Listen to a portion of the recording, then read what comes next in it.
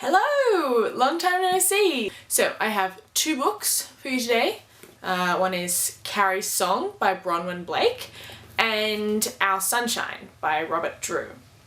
So the first book is Our Sunshine by Robert Drew, and it's a 1991 novel about Ned Kelly, who's an Australian hero if you didn't know.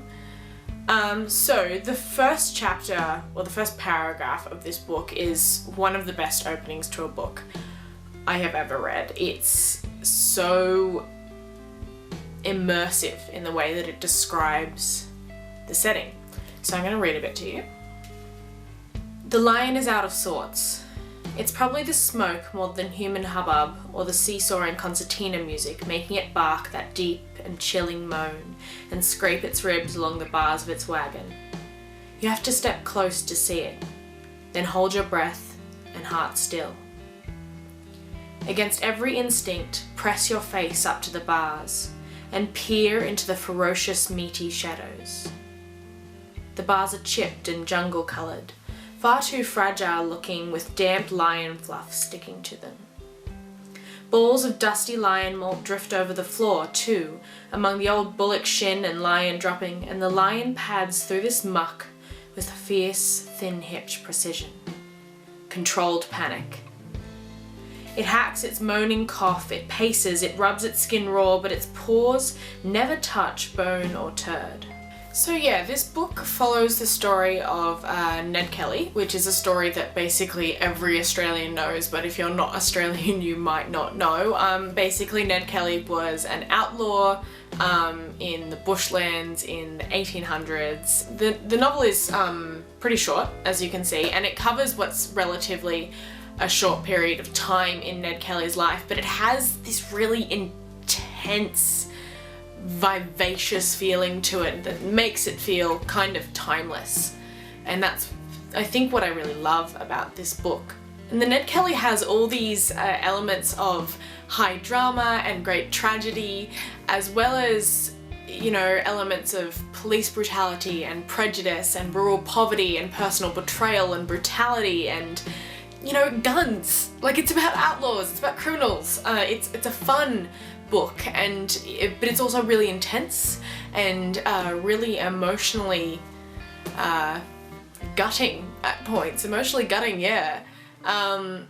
It's kind of heart-wrenching that this story of Ned Kelly is really a story of a young man that doesn't really know what to do with his life. I mean, Ned Kelly was 25 when he died.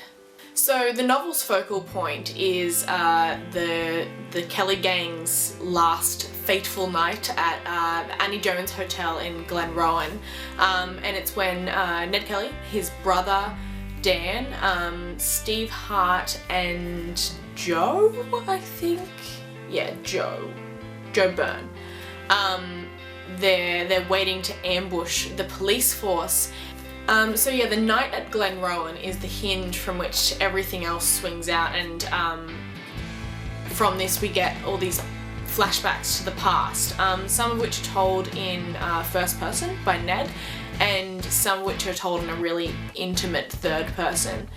And Robert Drew's writing has this really dreamy quality to it, especially in these flashbacks, that it's kind of surreal, and but it's also really poetic, and it gives us this poetic, lyrical quality to the book that in some ways is really easy to follow. It's a really easy read, as well as being short, but in other ways it's a hard read because it's all based on flashbacks and you never really know what's going on, because it's not linear.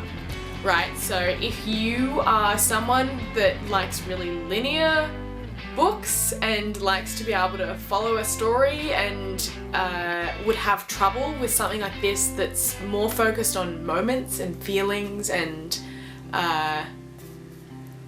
then you're gonna have trouble. And I feel like if you don't know the story of Ned Kelly, you're also gonna be pretty disappointed because, yeah. But as I said, it's not a biography, but it is a really great novel for if you know a little bit If you're Australian, probably. If you like impressionistic surreal writing that's quite emotive and intense, then it's a great way to get a feel for the Ned Kelly gang, get a feel for that intensity and brutality and urgency, and get a feel for what it was like.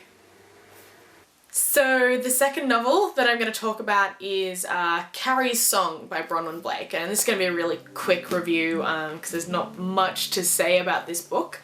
But first opening paragraph. The girl who watches the sky fears it. The sky presses onto the land, pinned down by the spikes and needles of the desert oaks. Along the seam of land and sky, colour bleeds from red earth and stains the horizon. Occasionally, at this time, at sunset, the stripe flares an alien green grass or aquamarine of ocean. This evening it shines blinding white. If the great stitching of the trees were to give way, the girl and the sky would peel away and slowly spiral upwards until lost in infinite space. So yeah, another novel with a really great opening that's really full of imagery. So this is the story of Carrie, who's a 17-year-old girl, and the kind of interwoven lives of her mother, her grandparents Tash and Chansey, her friend Anna, and Anna's mother Jennifer. So it's a YA book, which I had in a pile of books that I had picked up when I was doing Australian literature for young readers. And I am going through and cleaning out my books, so I had to read it properly this time to decide whether it was going to go on my shelf or go to the salvos. So Bronwyn Blake attempts to intertwine these stories of these characters through a mix of diaries and letters and third-person narration. It's kind of clunky. And also, the whole story revolves around these set of almost impossible coincidences that happen. So the first, that Anna from Flinders Island and Carrie, who lives in the desert of the Northern Territory, meet one day. And they meet not once, but twice, and then they befriend each other.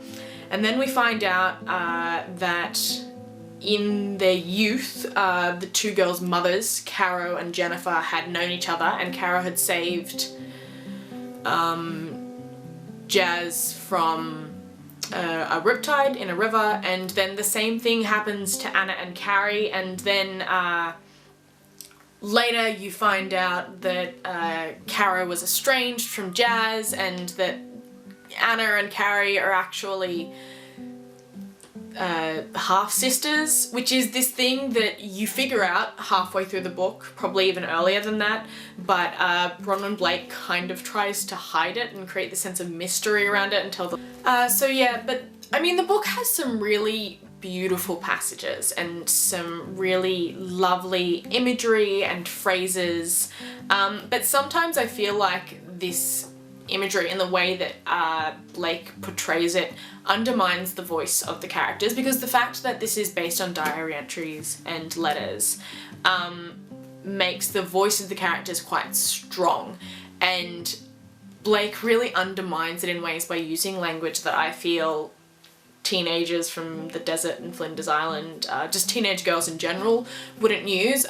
But for a young teenager, and this is a YA novel, these kind of lapses might go unnoticed, and if you can get past the problems with voice and the problems with the narrative, then it is quite a robust tale about young womanhood and what it means to find a place in the world. And I suppose in that way, it is quite enjoyable, and I certainly didn't hate reading it. But in the end, I think it's probably gonna go to the Salvation Army. So yeah, that was the two novels that I have read recently. At the moment, I am reading a couple of DIY books, so I don't know if I'll review them. But I'm also reading The Beautiful and the Damned by Scott Fitzgerald, and I just read Elaine de Botton's Essays in Love. So those are probably the next couple of things that I do. It was nice talking to you. Until next time, bye!